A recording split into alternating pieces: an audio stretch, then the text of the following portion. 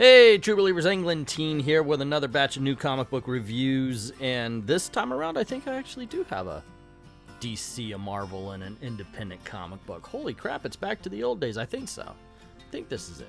Alright, anyway, there you go. These books should be on the shelf at the time of this recording anyway, so kick back, relax, let's get this party started. Alrighty, and first up we're going to start off obviously with Nightwing number 73. Now, I've said this on other videos. I'm a fan of the Joker War.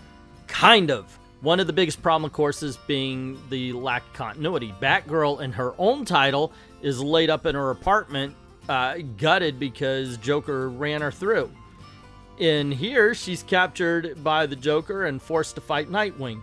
Which story? They're both really good stories on their own, but they're supposed to be in the same War of the Joker storyline, and they're just too different. That being said, like I said, this is a fun story. I like the whole, okay, somehow Joker's controlling the mind of Nightwing.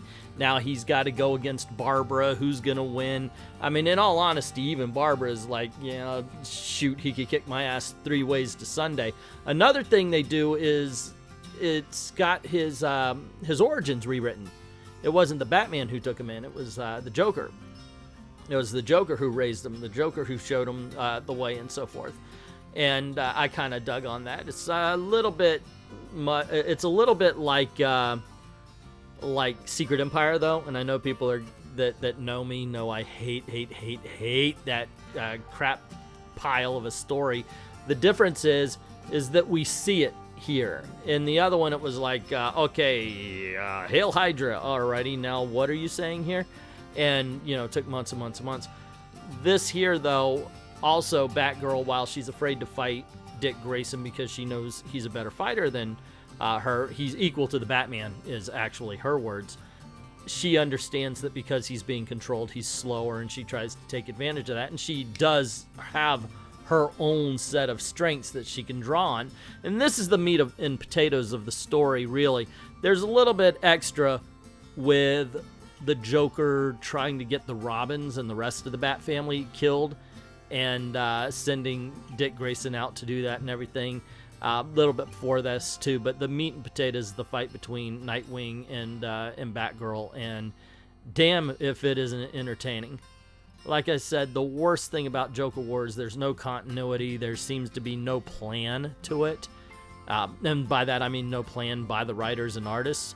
But the individual stories, the sum of the parts are greater than the whole, I guess I'm trying to say. Okay, so let's go on to That Texas Blood number 2. Man, I picked up the first issue and I was like, holy crap, this is actually surprisingly good, especially considering, and I'm not kidding about this, it was a book about a guy talking to his wife about her casserole. You gotta pick up that casserole dish, gotta get that casserole dish.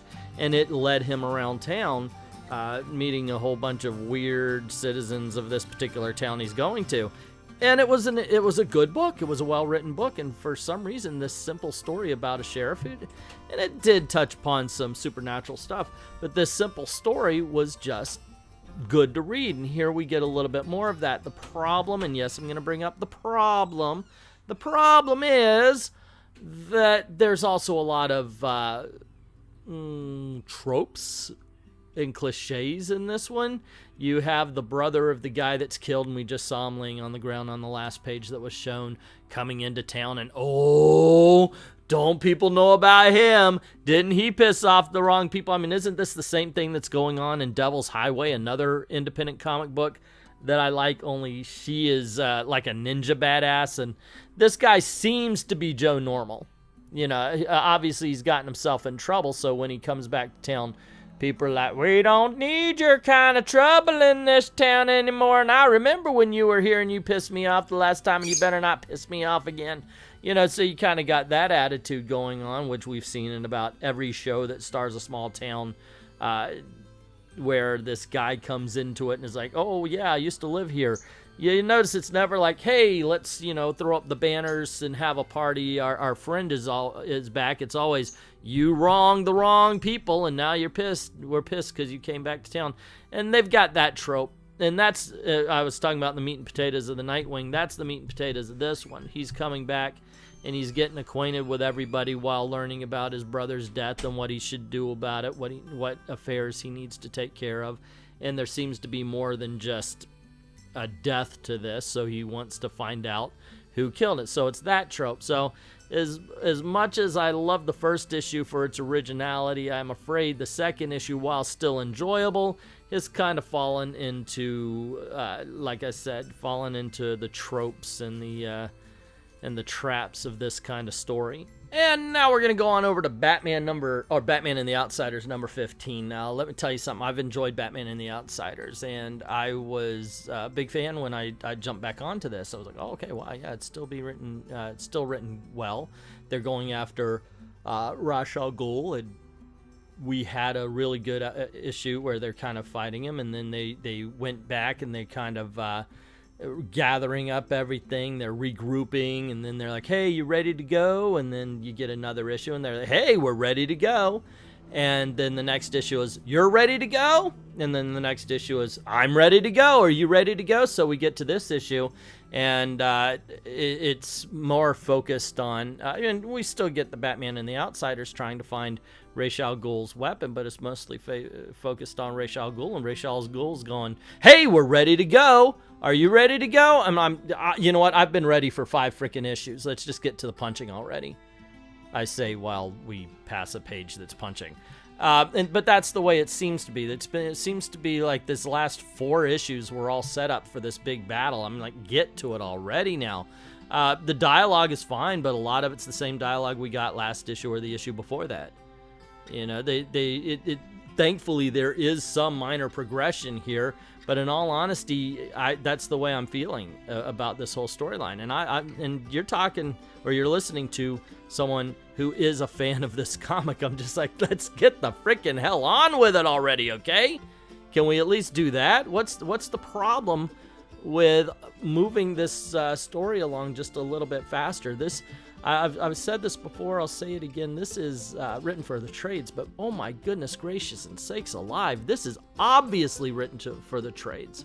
This storyline, this comic book, the Batman and the Outsiders last few, it's almost as filled with just filler as this review, because literally I could have said, hey, it's Batman and the Outsiders number 15.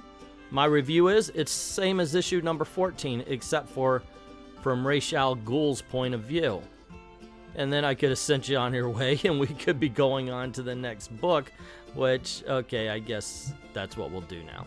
Alrighty, next up we're going to talk about the Goddamned, the Virgin Brides. So I've never read the Goddamned before, and this is issue number 1. I don't know if this is a continuation of another mini-series or not, and I am kind of cheating, because this is issue number 1. Number 2 already hit the stands, but my comic shop sometimes they'll put mini-series, or independent series, I should say, issue number 1, and if they've got any left over, they'll keep it while they've got issue number 2. Why not? It helps to sell issue number 2. So I picked this one and issue number 2 up, and so this is the first time I read it, and I gotta tell you, this is good. This is a good story. I'm actually kind of surprised on that one. So it starts off, we get this young lady, and it's like, oh, she's come of age, and you know, they use another term for it, but basically they mean she had her period, and that means she's ready to be married to some sort of god, I guess. So she's picked up by the topless Amazon here. I hope I don't get shut down for, but and she's carried up to this mountain where she's taken away from God, and you start hearing her scream, and it's like, oh my gosh, okay, so what are they doing? And then you flash back, there's a couple of other young girls, and one of them saying that, you know, she had her period, but she's trying to keep it a secret because she doesn't want to be married off to the gods, you know. So her Fred, on the other hand, seems to be all in it. This is an honor. What's this girl talking about? You know, that kind of thing. The rest of the book, and a lot of the book, is just learning these people's culture and why they do this and such, and I found that to be interesting. But more so, I do have to admit, I found the whole fact about these girls going, okay, well, you know what? I don't know if I want to be a part of this.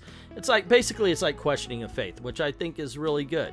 You know, there's a saying that I heard once that only atheists never question their faith.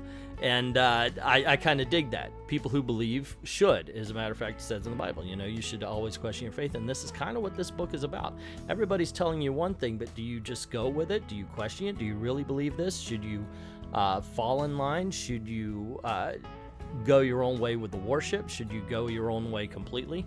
And that's kind of the theme of what's being expressed here, along with the horrific knowledge that these girls might have something horrible done to them.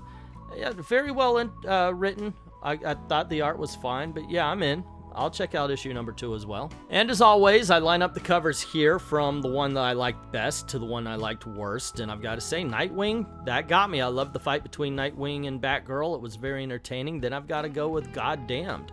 I just thought it was an interesting story. It's a new story.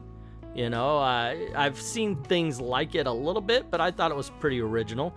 That Texas Blood, while it did fall into the tropes of a small town story with a mystery attached to it, I still found it entertaining. And if this was the first issue of the Hey, Are You Ready storyline, I probably would have liked it a lot more. Batman and Outsider's a decent book, but come on, it's time to get down to business, ladies and gentlemen. But that's just my opinion. What is yours? Let me know in the comments below. And if you do like this video, click on one of the ones that are popping up around you here, making sure you click like, share, subscribe, and ringing that notification bell. Also, if you don't mind helping out this channel, going over to Patreon or Ko-Fi, drop $1 in the till. Helps keep the lights on, helps keep making videos for you. I'd like to thank everybody who's already done that. To everyone, all of the true believers, thank you very, very much for watching.